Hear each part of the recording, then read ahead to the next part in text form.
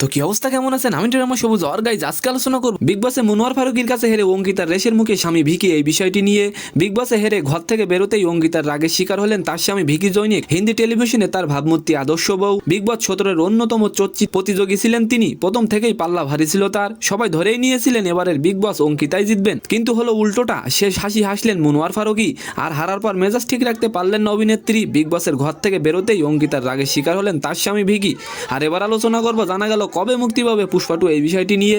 3 বছর আগে মুক্তি পাওয়া পুষ্পা সিনেমা দিয়ে বিশ্বজুড়ে রীতিমতো ঝড় তুলে দিয়েছিলেন আল্লু অর্জুন। আর এই সাফল্যের পর থেকে দর্শকরা অধীর প্রতীক্ষায় রয়েছেন দ্বিতীয় পার্টের জন্য। একাধিকবার শুটিং বন্ধ হয়ে গিয়েছিল পুষ্পা 2 এর। অবশেষে মুক্তির দিন ঘোষণা করেছে প্রতিষ্ঠানটি। সোমবার 29শে জানুয়ারি একটি বিশেষ পোস্টার সহ সিনেমাটির দ্বিতীয় পার্টের মুক্তির দিন ঘোষণা করেছেন। পুষ্পা 2 চলতি বছরের 15ই আগস্ট একাধিক ভাষায় মুক্তি পাবে।